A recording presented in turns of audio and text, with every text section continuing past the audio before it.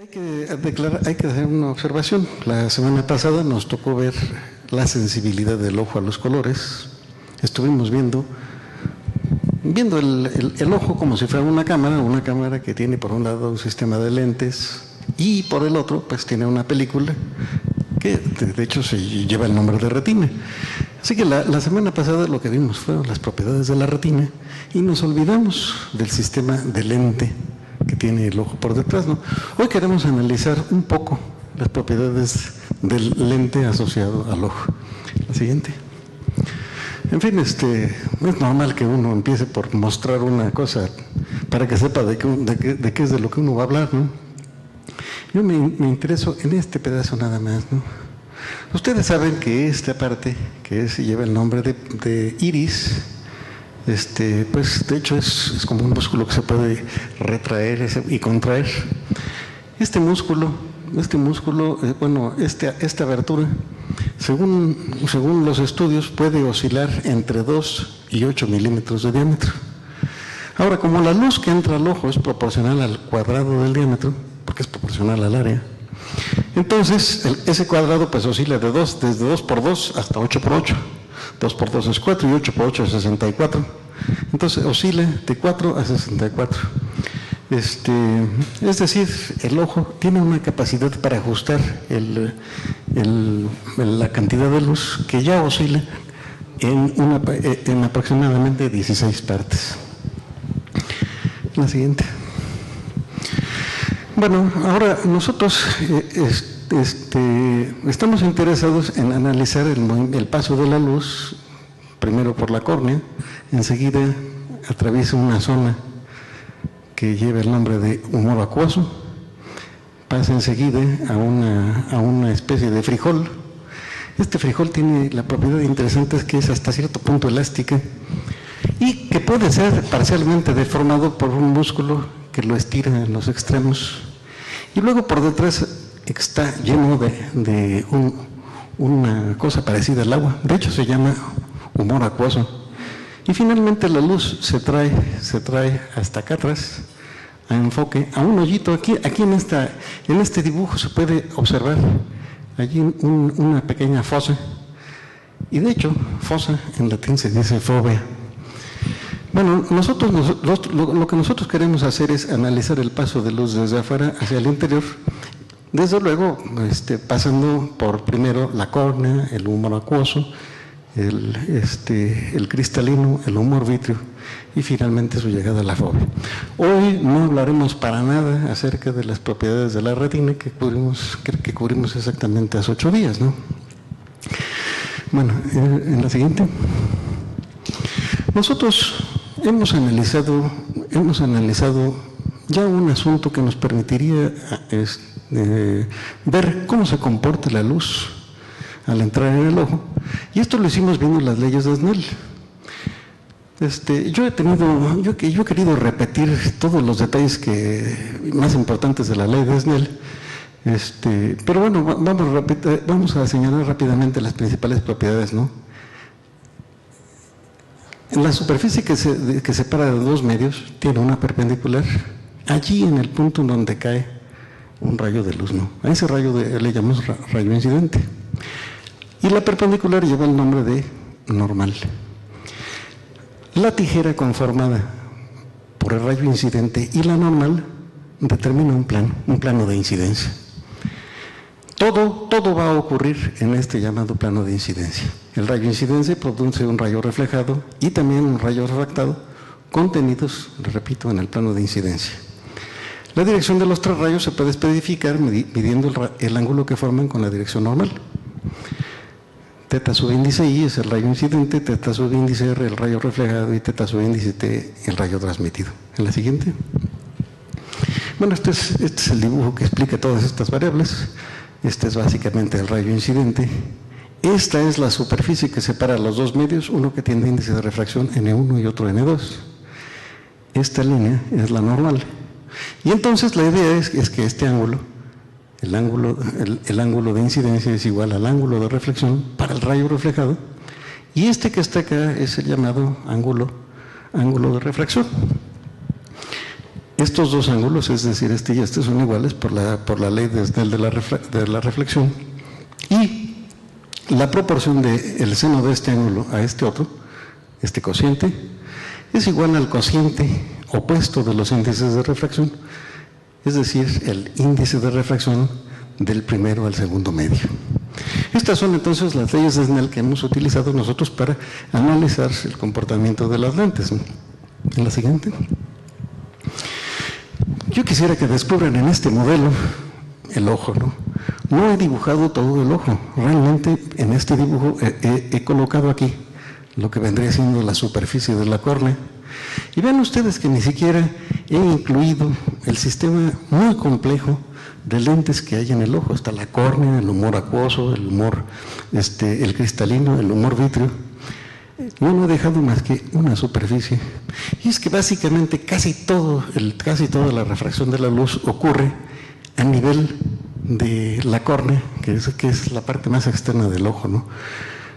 Aquí no he querido recargar este dibujo con otros detalles. Ahora básicamente estoy pensando en un cierto punto luminoso S que emitiría un rayo de luz que llega a la superficie de la córnea, y allí en ese momento penetra al ojo y se dirige al punto P localizado en el eje óptico de este sistema.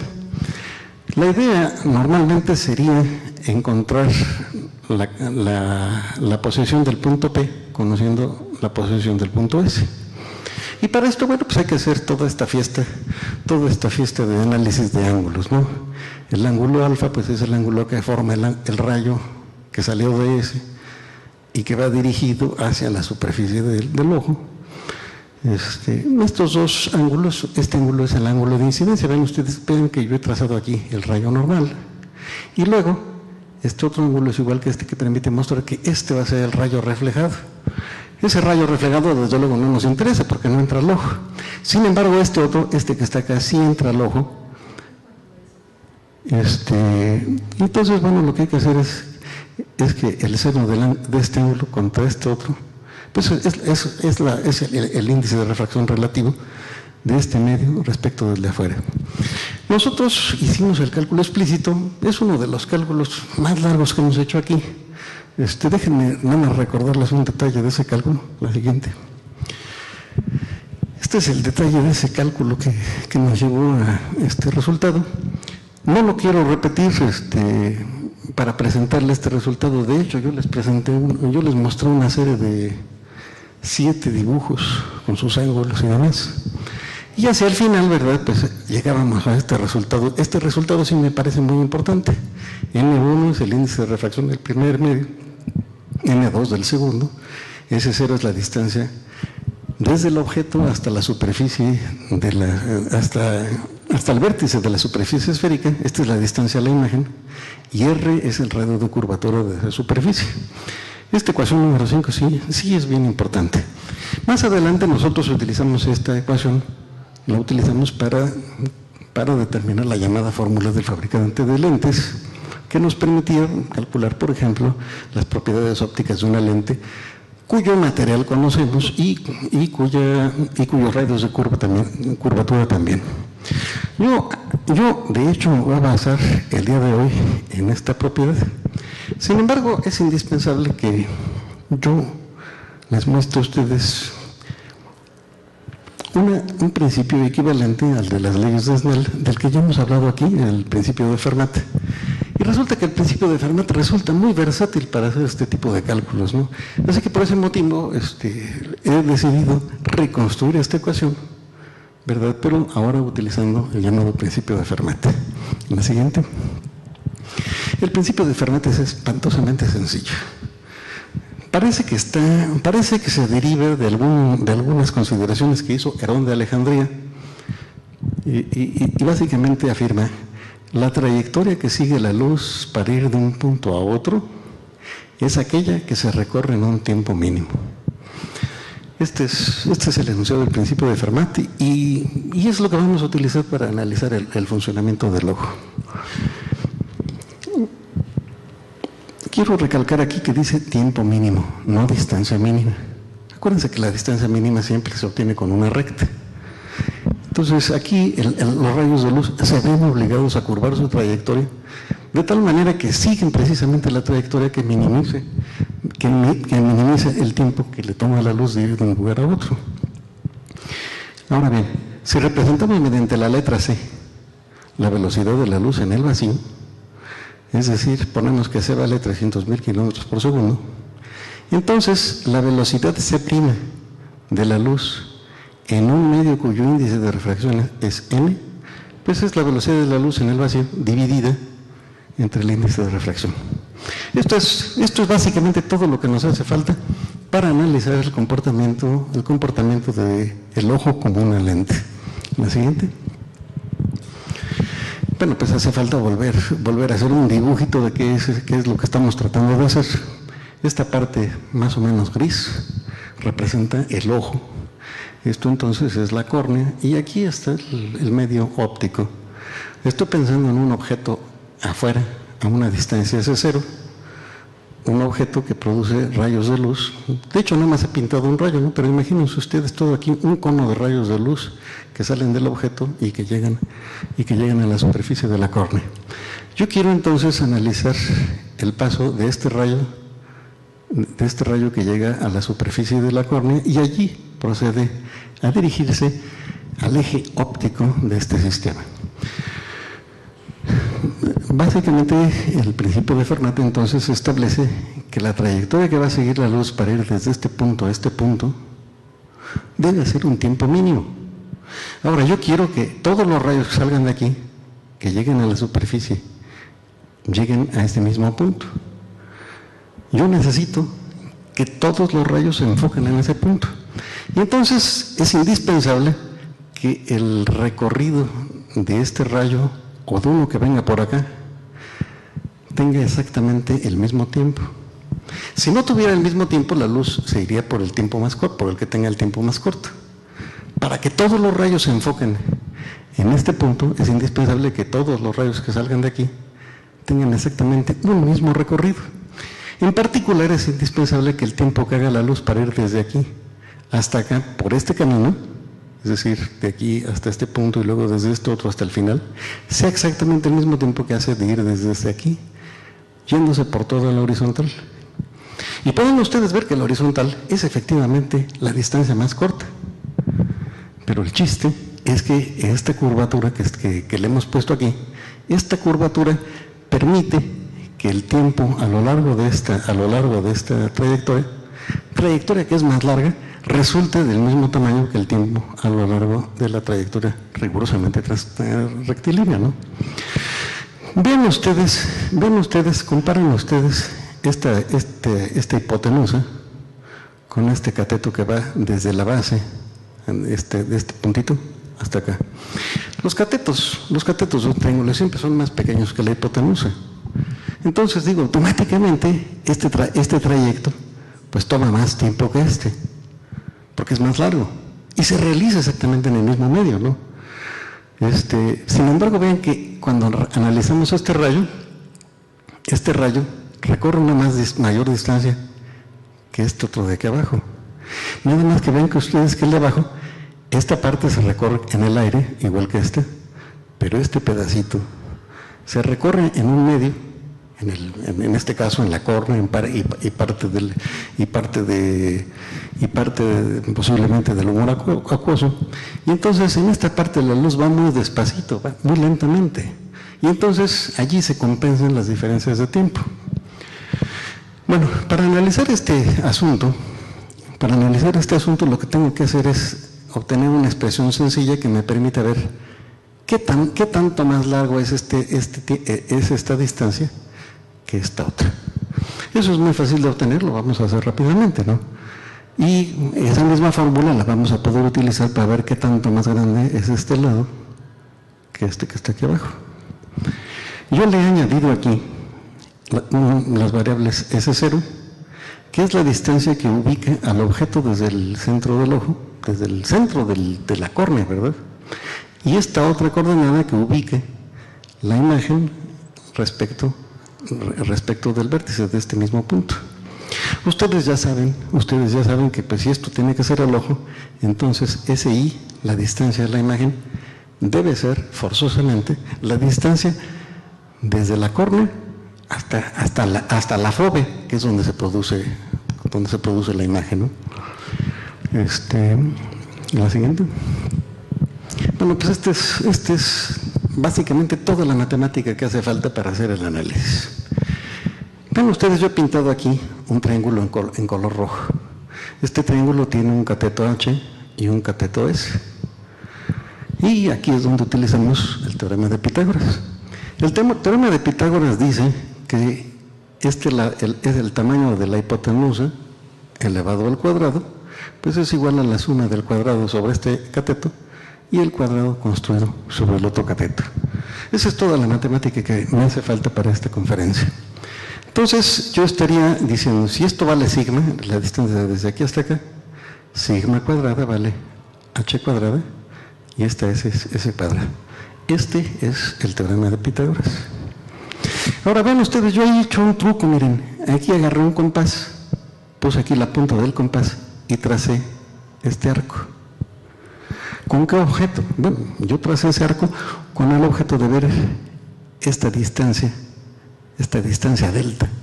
Porque la delta que está allí en ese dibujo es precisamente el excedente de la distancia a lo largo de la hipotenusa respecto de la distancia recorrida a lo largo del cateto.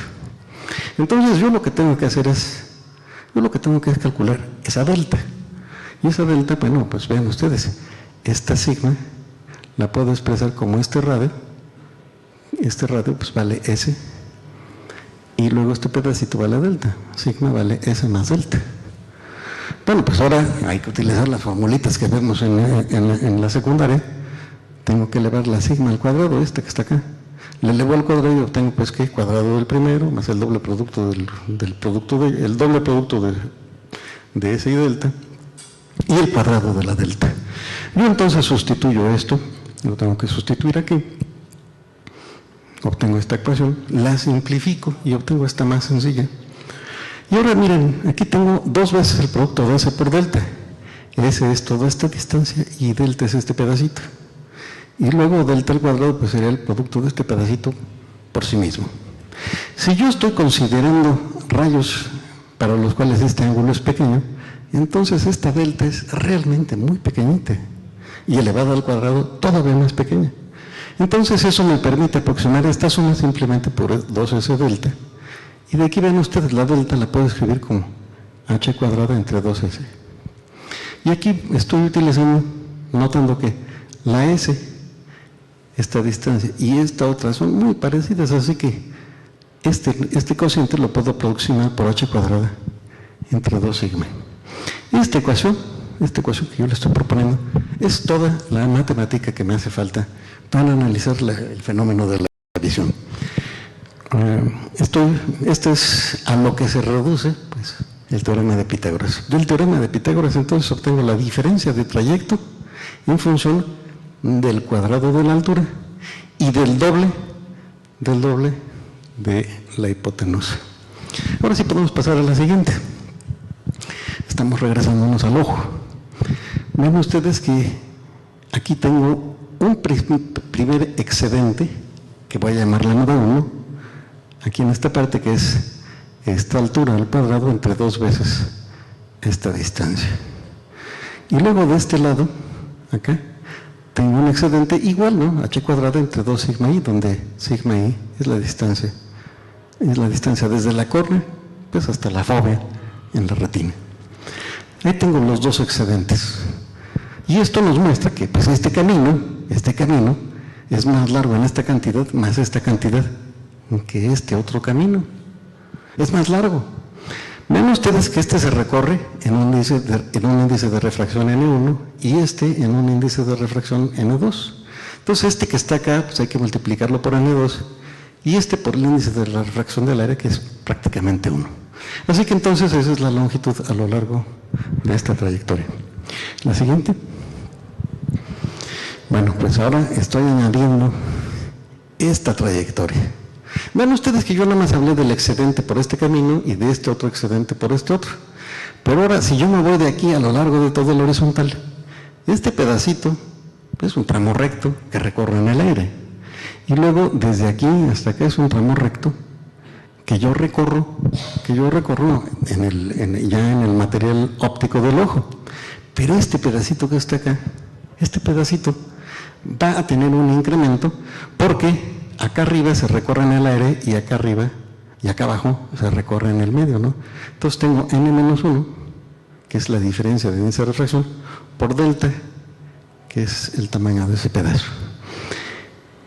Este es el excedente a lo largo de este camino, y estos dos los excedentes a lo largo de las hipotenusas.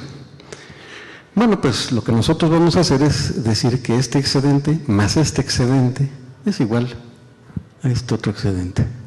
Este que está acá, desde luego, lo va a multiplicar por el índice de refracción del medio del ojo. La siguiente. Bueno, pues aquí está explícitamente, ¿no? Es el primer excedente más n veces el segundo excedente es igual al incremento en el recorrido óptico, a lo largo del eje horizontal. Y esta delta que está acá, nos podemos regresar a la anterior. Esta delta yo la puedo calcular en función del radio de curvatura de la córnea y de esta distancia h, que resulta la misma, es la distancia desde este punto que es común, ¿no? Es esta misma h.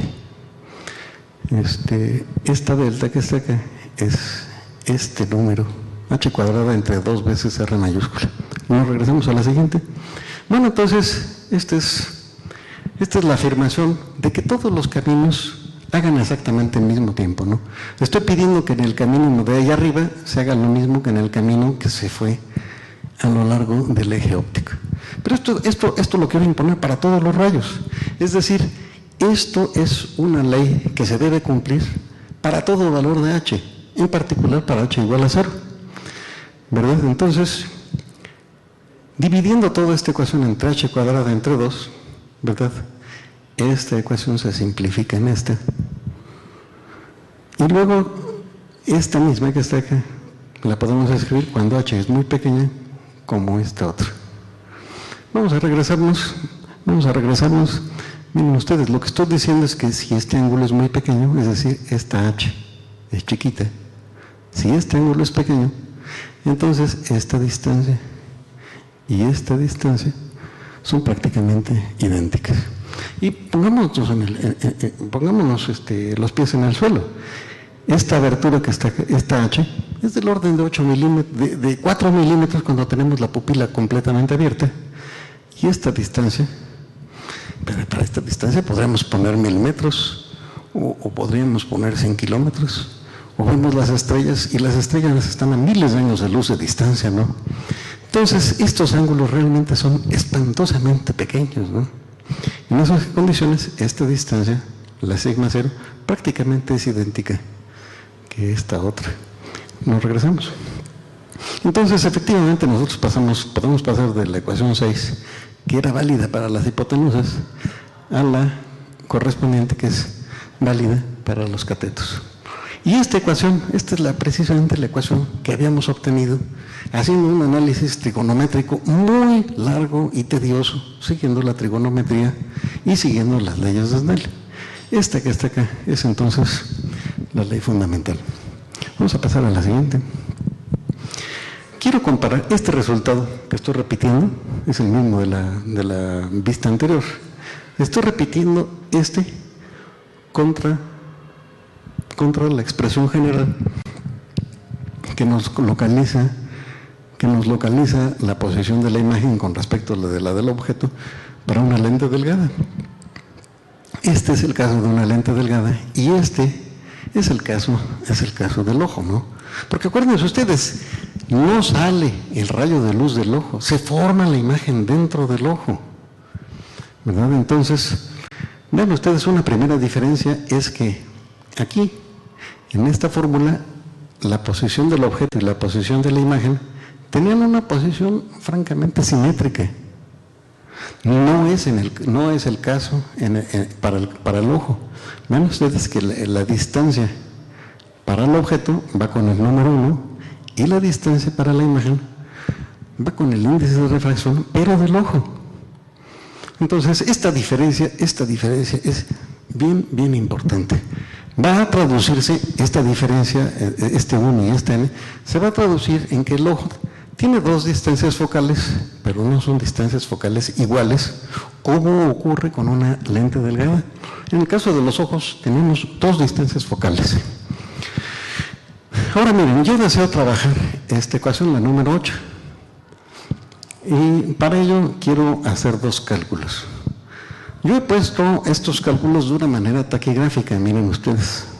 F subíndice D es lo que yo quiero llamar foco derecho, distancia focal a la derecha. A la derecha, viendo la imagen, ¿no? Sí, colocándolo hacia la derecha, en la imagen que estuvimos analizando. El foco derecho se obtiene de calcular la distancia de la imagen cuando la distancia al objeto es infinita. Por ejemplo, cuando estamos viendo una estrella, cuando estamos viendo las estrellas, ¿no? Si nosotros estamos viendo las estrellas están tan lejos que al calcularlas aquí, pues me da uno entre una distancia muy grande. Esto es igual a 0, ¿no? Pero de hecho hay que trabajar con esta ecuación, no con esta, ¿verdad? Si ese 0 es muy grande, este cociente vale 0. Y entonces yo puedo despejar de esta ecuación el valor de la distancia a la imagen. Y esa distancia a la imagen, cuando el objeto está muy lejos, pues vale, ven ustedes de aquí, lo pasan aquí abajo, entonces queda nr entre n menos 1. Este es el foco derecho. Para el foco izquierdo, tenemos que preguntarnos, tenemos que hacer un ejercicio mental diferente. Básicamente yo lo que quisiera esto es el ojo, ¿no? El ojo es una pelotita que mide 25 milímetros de longitud, es una pulgada, ¿no? Y miren ustedes, yo les voy a pedir que FI sea el lugar donde debo poner el objeto, para que poniéndolo en ese lugar, los rayos que salgan de ese objeto entren al ojo y salgan rigurosamente paralelos en la dirección de la retina. Y si salen paralelos, esos rayos ya no se cruzan. O uno puede decir, se cruzan allá en infinito, es decir, producen, pero atrás de la cabeza, ¿no? Así, pero a una distancia infinita, ¿no? Y esto me define el llamado foco izquierdo, es la posición que debe tener un objeto para que produzca una imagen a infinito. Y ven ustedes, este foco vale R entre n menos 1. No son iguales estas distancias focales. Esta que está acá va multiplicada por el índice de refracción, que siempre es mayor o igual que 1. De tal manera que entonces este número es más grande que este. Bueno, estas distancias entonces, tanto la distancia focal derecha como la izquierda, juegan el papel de distancias focales derecha e izquierda respectivamente. Vamos a pasar a la siguiente. Este es un dibujo que realizó Gullstrand, y es interesantísimo notar que este dibujo fue realizado aproximadamente en 1909. Este dibujito me lo encontré yo en un libro que se editó por ahí de 1980, y después han salido, siguiendo este modelo, han aparecido más o menos otros 10 modelos. El último del que yo tengo conocimiento es de 1989. Las diferencias son muy pequeñas. Yo he tomado porque además es el más completo de todos y tiene encimadas todas las propiedades. Inclusive hay propiedades que hoy no vamos a ver, ¿no? Déjenme señalarles algunas diferencias entre los resultados que se publican en este método, en este modelo debido a Gullstrand, y el modelo más reciente de 1989. Hay una diferencia de 80 años, ¿no? En por ejemplo, dice Gullstrand que la curvatura de la córnea es como si tuviera un radio de curvatura de 7.8 milímetros. Es decir, se paran ustedes aquí, caminan, avanzan 7.8 milímetros y se colocan ustedes directamente en el centro de curvatura de la esfera asociada a la córnea. Este es el resultado de Gullstrand, 7.8 milímetros. En la versión más moderna, de 1989, Viene la referencia aquí, ahorita que lleguemos a la referencia les digo dónde encontré estos datos. En la referencia más moderna menciona que esta curvatura no es de 7.8 milímetros, sino de 7.7. Entonces vean ustedes, la diferencia de una décima no se debe de ninguna manera a que hayan mejorado las técnicas de medición en 80 años. La diferencia entre un resultado y otro es que desde luego este radio de curvatura que publicó Gullstrand pues involucraba el promedio de muchas medidas realizadas con mucha gente, ¿no? Y la ventaja del estudio de 1989 es que a las medidas que ya tenía Gullstrand se añadieron las medidas de otros 5 investigadores más, y esto fue creciendo de tal manera que permitió obtener mediciones más precisas. Si alguno de ustedes usa lentes de contacto, pues lo primero que le hacen a uno es medir esta curvatura para reproducir esa curvatura en la cara interior de los lentes de contacto, de tal manera que los lentes de contacto se ajusten bien a la superficie de la córnea y no dejen un hueco entre el lente y la córnea, o tampoco quede levantado el borde, ¿no? Esta medición, pues, desde luego, hoy día se hace con un juguetito de estos, ¿no? Se hace incidir un chisguete de luz láser sobre una córnea y se ve el ángulo de reflexión, el ángulo que forma el rayo incidente, el rayo reflejado, y a partir de allí se infiere la curvatura y por lo tanto el radio de curvatura. Bueno, me he estado deteniendo en este detalle porque es fundamental que vean ustedes hasta qué punto los datos son precisos, ¿no?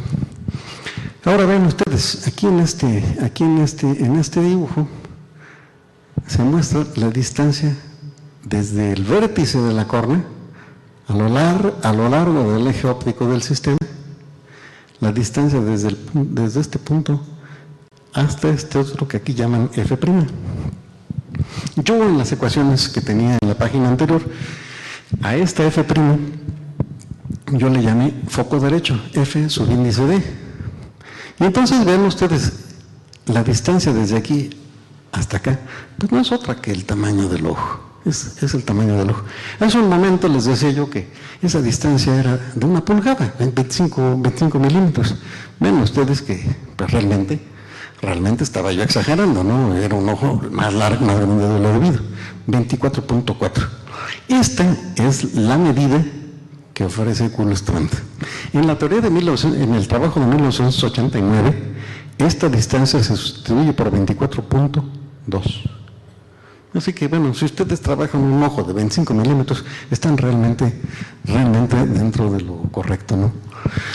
Ahora, en este trabajo desde luego se añaden las medidas de la curvatura de este lado del cristalino, esta otra curvatura, y déjenme añadirles a esta curvatura de la córnea, hay que añadir la curva de la superficie interna.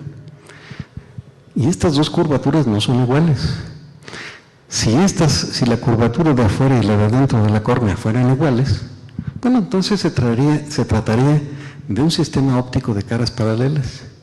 Y todo el mundo sabe que un sistema de caras paralelas en óptica es un sistema que no amplifica, ni disminuye, ni nada. Es equivalente a un vidrio de caras paralelas. No produce imágenes, ¿no? Y no es el caso. Esta curvatura es ligeramente diferente. Si uno quiere hacer un estudio muy detallado del proceso de formación de una imagen, pues uno lo que haría es tomar la imagen que ya encontramos que producía esta cara y someterla de nuevo para que ahora analicemos qué le pasa al pasar por esta otra cara. Y ya tendremos el rayo en esta parte. El rayo enseguida llega a esta otra. Hay que volver a repetir el mismo problema. Las ecuaciones se van poniendo feas, pero bueno, eso no tiene mayor problema. Finalmente llega a la segunda cara y sale el rayo ya dirigido hacia la retina. Los estudios más precisos del ojo lo que hacen es, en lugar de hacer un solo análisis como hicimos hoy, pues hacen 4, 2 para esta superficie y 2 para el frijolito, para el cristalino. Yo quiero señalarles de esta figura 2 distancias que son las más importantes. 24.4, que es la distancia desde el vértice de la córnea, que es por donde corta la superficie esférica y el eje óptico, desde aquí hasta la fóvea, 24.4. Y luego está la distancia desde este mismo vértice a la otra F, es decir, al foco izquierdo. Acuérdense que ya les decía yo a ustedes que el foco izquierdo es más chico que el foco derecho. Aquí se puede ver directamente, aquí mide 15.7 esta distancia, ¿verdad? Y esta otra vale 24.4, son 2 distancias focales diferentes. Si nosotros hubiéramos tomado el caso de una lente delgada, pues hubiéramos empezado por ponerle 2 distancias focales de uno y otro lado de la lente. Vamos a pasar a la siguiente. Bueno, entonces vamos metiéndole la información. Dado que R es 7.7, vean ustedes que estoy tomando los datos más modernos de 1989, dado que la radio de curvatura de la córnea es 7.7 milímetros y que FD, acuérdense, esta es la distancia focal derecha, la distancia desde el vértice hasta la fóvea, esa distancia es 24.4. Entonces podemos deducir el índice de refracción efectivo del medio que se encuentra en el ojo, ¿no?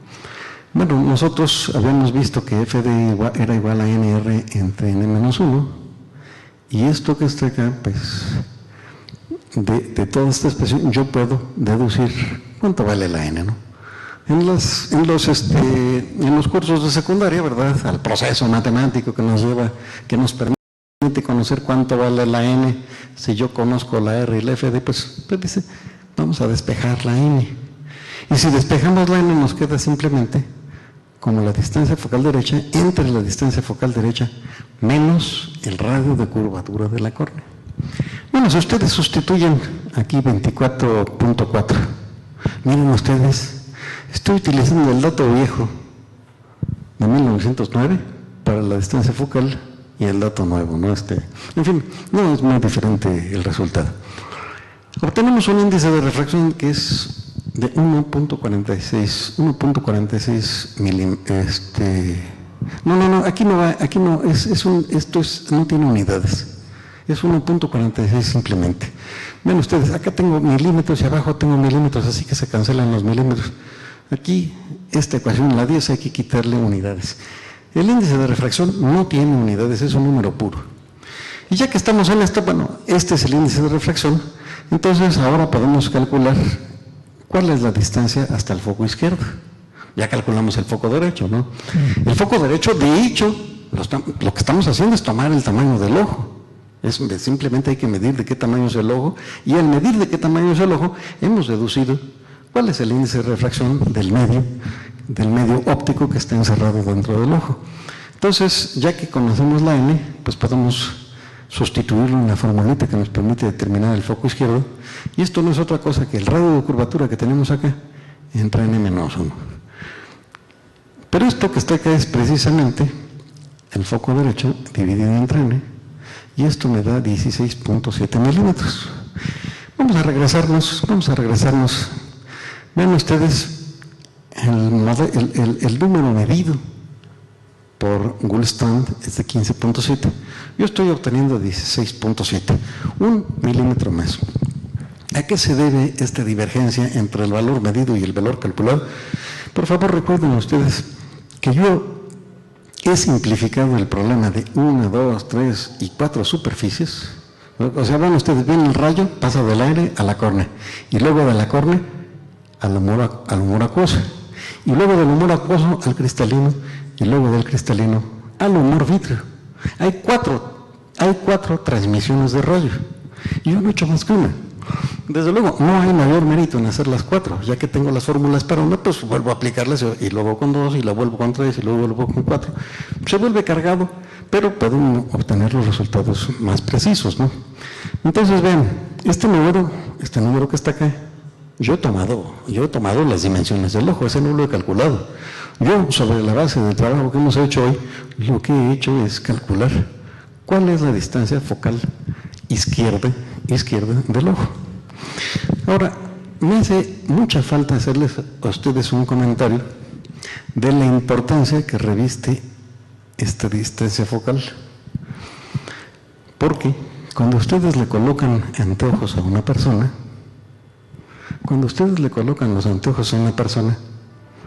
siempre se debe colocar aquí, en este plano, el anteojo. Si no se coloca el anteojo en ese plano, sucede un problema bien importante, ¿no? El problema, cuando ustedes, bueno, no todo el mundo usa anteojos, así que no puedo decir que todo el mundo tenga esta experiencia, pero cuando uno se quita los anteojos, ve uno borroso. Luego se pone uno los anteojos y deja de ver borroso. Pero bueno, ustedes, hay un detalle bien importante. Al momento de ponerse los ojos ya deja uno de ver borroso, pero las imágenes se ven exactamente del mismo tamaño. Esa es la propiedad fundamental de colocar los vidrios en este plano. Y esto es bien importante porque ahora acuérdense ustedes que en general, cuando una persona tiene alguna deficiencia ocular, entonces tiene graduaciones diferentes en los anteojos de cada lado, ¿no? Y si el oftalmólogo no tuviera la previsión de colocar los anteojos en este plano, entonces, a la hora de aplicar la corrección que traen los anteojos, las imágenes producidas en un ojo y en el otro cambiarían de tamaño por el efecto de poner los vidrios. Y entonces la persona, con sus anteojos correctores, estaría en la desagradabilísima situación de que vería imagen más grande con un ojo que con el otro, ¿no? Esto, desde luego, pues no es tan grave.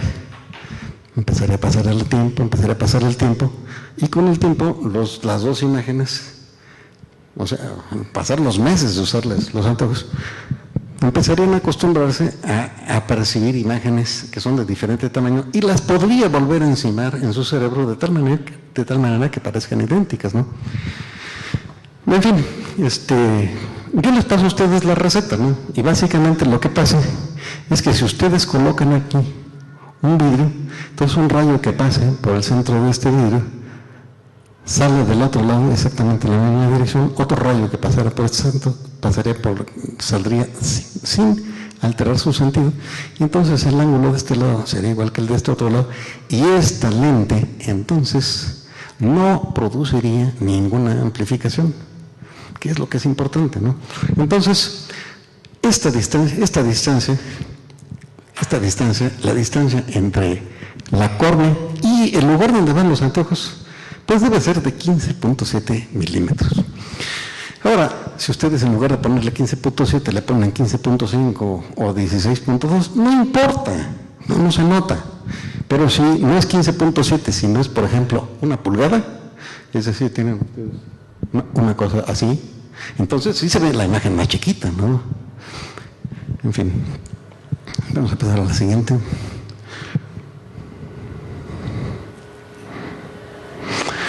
Perdón. Sí. Bueno, pues hay un detalle más, ¿no? Estos dos números que estamos utilizando, la FD por un lado y la FI por el otro, ya nos permiten analizar todas las imágenes que se producen en la retina. Si ustedes me indican el tamaño del objeto, la distancia del objeto, entonces yo puedo calcular de qué tamaño es la imagen. Y eso lo puedo hacer por dos caminos. O meto las formulitas que ya hemos visto aquí, o hago el trazado de rayos, ¿no? Pero antes de que les ilustre rápidamente, que nada más a nivel de recordatorio el trazado de rayos, quiero decirles otra cosa, ¿no?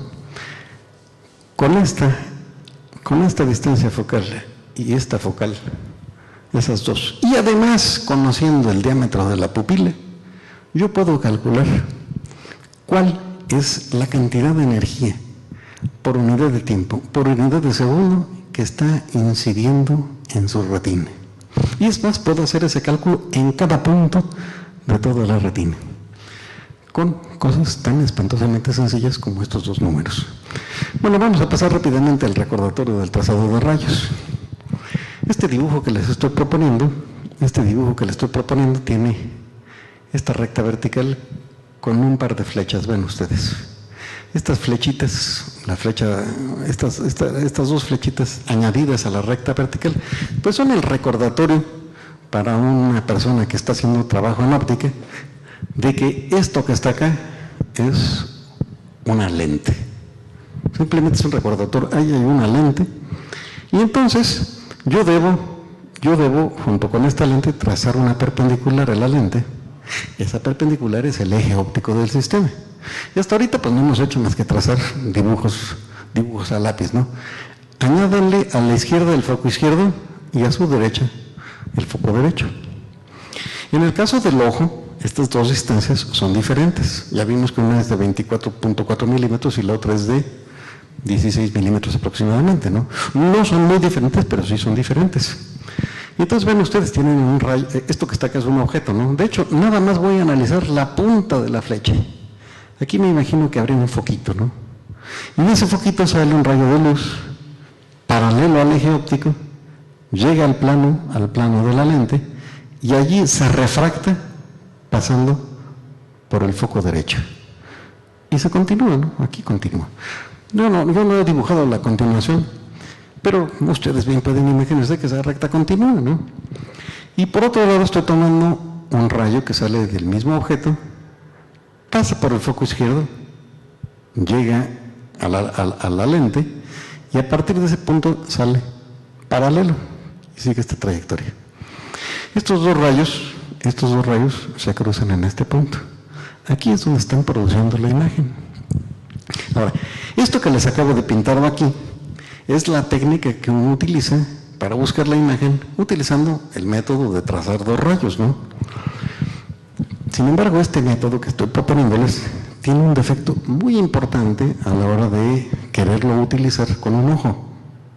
Vean ustedes, imagínense ustedes que esta distancia, desde aquí hasta acá, si esa distancia fuera la distancia que hay desde el vértice de la córnea hasta la fóvea en la retina, ¿verdad? Entonces la imagen, vean ustedes, se está produciendo más allá de la retina, ¿no? Y entonces lo que se vería pues, sería una mancha, ¿no? Y no, miren, lo que pasa es que uno se las debe ingeniar para que la distancia de la lente hasta la misma imagen siempre sea igual a la distancia entre el vértice de la córnea y la fóvea en la retina. Ese es el punto fijo, ¿no? ¿Cómo se le hace? Bueno, pues acuérdense ustedes que está el cristalino. El cristalino se pone gordito. Al ponerse gordito aumenta su potencia. Y esto aumenta un poquito el poder óptico del ojo. ¿En qué se traduce esto? Bueno, eso se va a traducir en que la distancia focal derecha, esta distancia, en lugar de estar en la retina, se recorre un poquito hacia la misma córnea, de tal manera que ahora sí la imagen se coloca directamente sobre la retina. Ahora, es mucho más fácil hacer estas cosas con las ecuaciones que con las figuras. Porque ya que tiene uno resuelto el problema,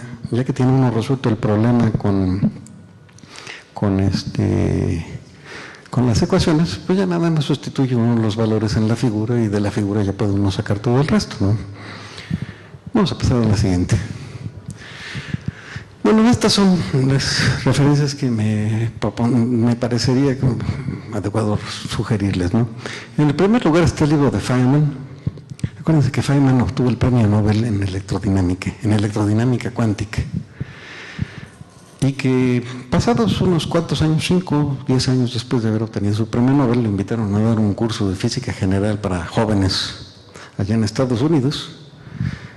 Y tan pronto supieron que el doctor Feynman iba a dar ese curso, se le empezaron a inscribir miles de doctores e investigadores de ese entonces. Y entonces se le llenaron sus clases y tenía que dar clases de muy alto nivel que fueran válidas tanto para sus alumnos que no sabían física como para sus colegas que estaban haciendo investigación allá en Estados Unidos, ¿no? De este esquema De este esquema nació este libro de Feynman. Desde luego hay traducciones al español.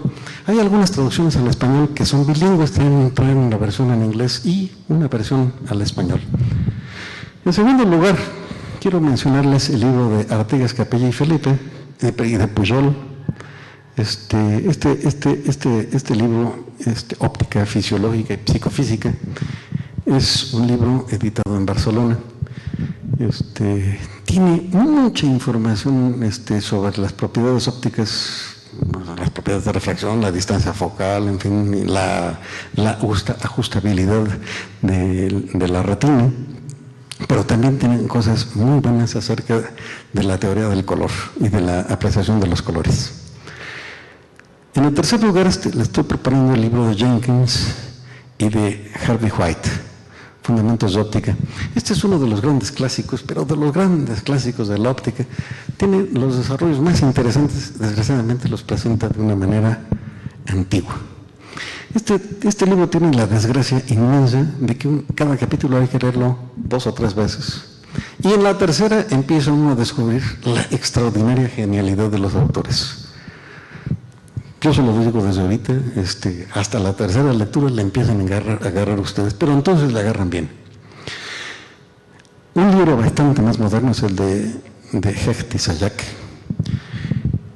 No sé si, de estos, del 3 y del 4, no sé si hay en español. Ahora, este libro de Hecht y de Zajac tiene la ventaja de que se puede entender desde el principio. Tiene un excelente desarrollo y es muy, muy, muy bueno. Si ustedes no tienen tiempo para las 3 lecturas, lean ustedes este libro y van a quedar satisfechos. Yo sinceramente creo que lo mejor que uno puede hacer para atacar el problema óptico es empezar por leer porque con ya puede uno leer directamente y ya no hacen falta 3 lecturas, sino nada más una más, la del Jenkins. Entonces se disminuye el trabajo empezando aquí y continuando con el modelo viejito. Finalmente, el libro de Isaac Newton. El libro de Isaac Newton no deja de ser una maravilla. Tiene muchos elementos conectados con el desarrollo de la óptica. Él se encontró con una óptica profundamente primitiva. En los tiempos de Newton, la idea del color era precisamente la que tenía Aristóteles, según la cual todos los colores surgían de la combinación del blanco y el negro. Y esa era la idea fundamental, ¿no? Aquí Isaac Newton desenmascaró todas esas mentiras, mostró que la luz blanca se podía descomponer en colores y luego él mismo hizo experimentos para recombinar. Él recombinó los colores con ayuda de otra serie de lentes y al recombinarlos mostró que se volvía a reconstruir el color blanco. Newton fue el primero que hizo el famoso triángulo de los colores, colocó 3 colores y mostró que todas las combinaciones de esos 3 colores en ese triángulo estaban en el interior de ese triángulo y entonces llegó a la primera expresión vectorial para la combinación de los colores, ¿no? Entonces, estas cositas están en el libro de Newton. Vamos a pasar a la siguiente. Esta, mire. Bueno, supuestamente, a ver, déjenme ver. No se ve tan bonito como lo tiene en un papel, ¿no? En el de abajo sí se ve bien, en ese no. Pueden ustedes ver en el de abajo. Ven, por ejemplo, hacia arriba. Y yo les pregunto, ¿podrían encontrar los puntitos negros? Ese es el detalle. Eso es una maravilla de fenómeno. Ustedes tratan de contar los negros y apenas ven los negros desaparecen, ¿no? Es una belleza de efecto óptico, ¿no? En fin, los efectos ópticos pues están ligados, como ustedes saben, a la velocidad con la que puede percibir información nuestra cámara. Nosotros cuando nos concentramos, por ejemplo, en este blanquito, tenemos aquí, nosotros estamos orientando los ojos de tal manera que toda la luz se va a dar a la fóvea. Ese puntito blanco que estamos viendo va a caer en la fóvea. Pero nosotros somos sensibles también a los sensores que se encuentran fuera de la fóvea. y allí los bastones nos están dando información. Ahora, estos blanquitos nos cansan a los bastones, y entonces de repente cuando se cansan pues dejan de mandar luz, y al dejar de mandar luz nos mandan un negrito, ¿verdad? En fin, bueno, pues eso es todo. Si tienen alguna pregunta trataré de responderle. Quisiera decirles que la semana que entra tenemos una conferencia a cargo del doctor Ajimlowski Melling titulada Ondas de choque que curan. Y dentro de una semana más adelante tenemos una plática titulada El Infinito. Y hay un detalle, ¿no? Yo la he titulado El Infinito. Quizás debería yo titularla Los Infinitos, pero si la titulo Los Infinitos, entonces ya la gente ya no va a saber de qué voy a tratar. Entonces, por eso mejor la estamos titulando El Infinito. Y vamos a poner algunos ejemplillos de esos que le mueven a uno el tapete. Bueno, si tienen alguna pregunta trataré de responderles, si no, pues muy agradecido, y aquí los esperamos de hoy en noche.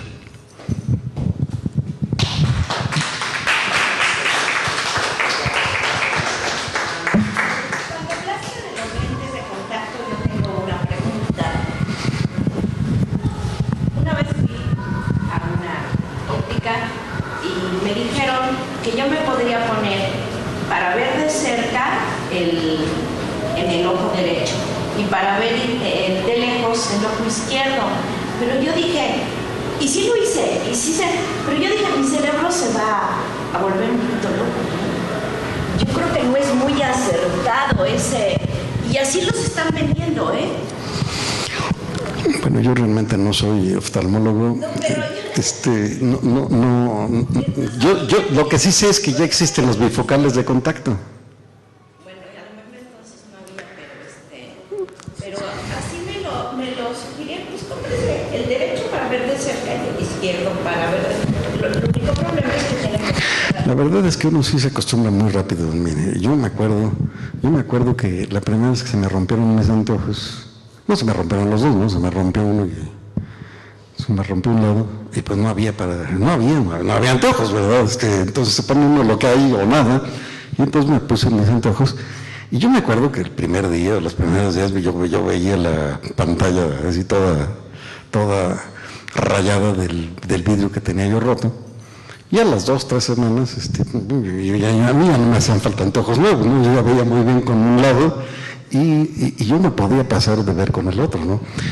Yo me imagino que el doctor tiene razón, ¿no? Uno se debe terminar acostumbrado a todas esas cosas, ¿no? Pero siempre es mejor ver bien con los dos lados, ¿no? De hecho, hay momentos en que yo puedo ver, por ejemplo, los titulares de algún periódico en la mañana, puedo verlo gracias a que afilo los dos ojos al punto, ¿no? Yo creo que si viera con uno solo no me alcanzaría para leer el titular, y quizás me hubiera yo obligado a comprar el periódico, ¿verdad? ¿Sí?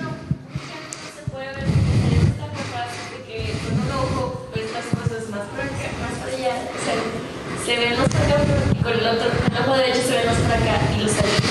No, esa es otra belleza extraordinaria, porque pues eso nos da al efecto estereoscópico que nos permite de hecho pues ver las profundidades, ¿no?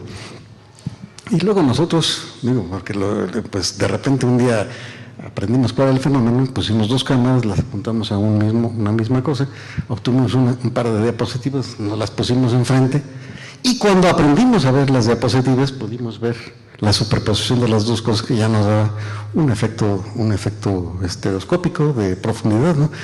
Después se empezaron a hacer dibujitos, y hay un montón de dibujitos que no todo el mundo puede ver, ¿no? Porque para poderlos ver hace falta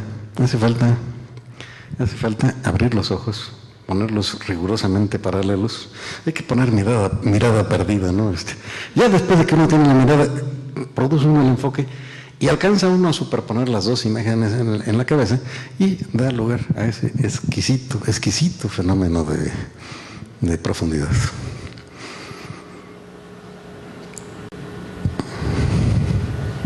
Había una expresión que se tenía por ahí después de que se calculó, diablos, no recuerdo, pero es como 3 diapositivas atrás. ¿Cuál? A ver, Me regreso aquí, nos podemos regresar 4 diapositivas. 1, 2.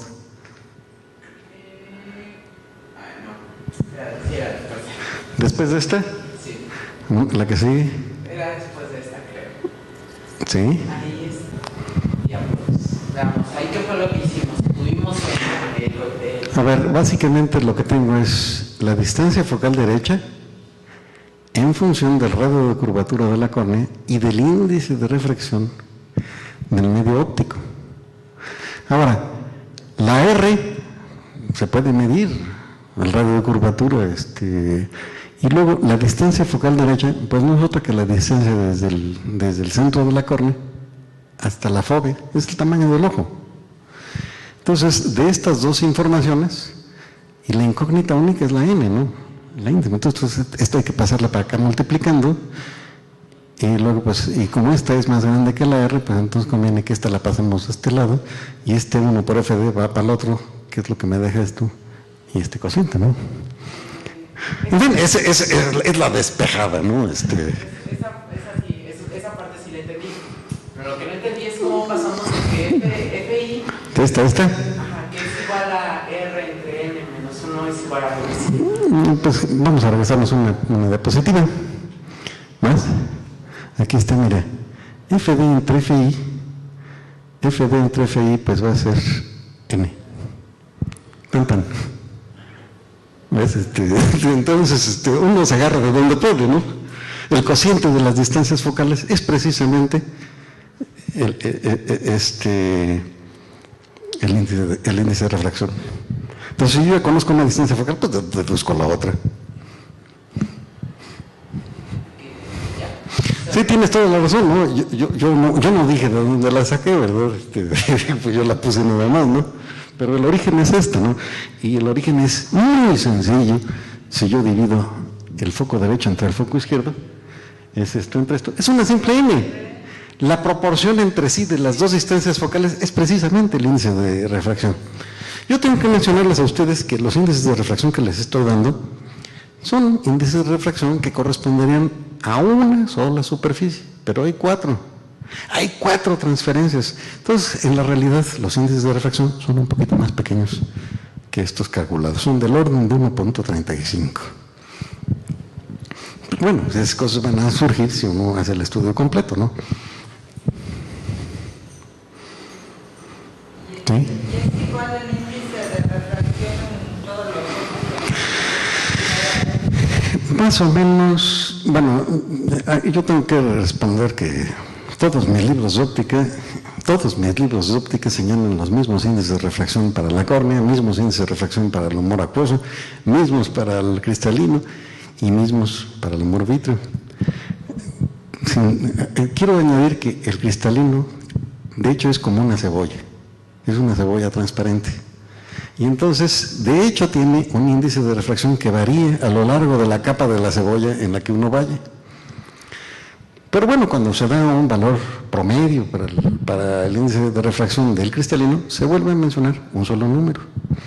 Ahora, las deficiencias que uno tiene para ver de por qué necesita unos anteojos son muy variadas, ¿no? Puede ser que tenga uno el ojo chiquito y entonces necesita una lente más poderosa para que las imágenes se produzcan antes. O tiene uno el ojo largo. Ahora, cuando yo les digo, tiene uno el ojo chiquito o el ojo grande, pues me estoy acordando de las explicaciones que me daban a mí en la escuela y me ponían en el dibujo en la primaria con un ojo largo y cómo la imagen se producía antes, ¿no? Sin embargo, también podría suceder que la curvatura de la córnea sea más pronunciada. Y si la curvatura de la córnea es más pronunciada, entonces produce distancias focales más pequeñas y por lo tanto asociadas con una potencia superior. Por ejemplo, que una persona tenga astigmatismo, no lo podemos explicar sobre la base de que la pelota resulte chata, porque entonces resulta chata para ciertos rayos y para los rayos perpendiculares resulta larga. Allí el problema es que la curvatura de la córnea no es la misma en el plano horizontal que en el plano vertical. Y entonces eso da lugar a las diferentes dificultades. Ahora, yo, por ejemplo, yo puedo leer perfectamente sin anteojos. Sí, me tengo que poner el libro a 10 centímetros. A 10 centímetros puedo ver perfectamente y no tengo nada de astigmatismo. Entonces eso significa que cuando yo estoy viendo de cerca, la curvatura de mi córnea en ambas direcciones es la correcta. De alguna manera, cuando suelto el cristalino, se produce un cambio en la curvatura de la córnea que da lugar a los problemas del astigmatismo. Entonces, pues, los problemas vienen de todos lados.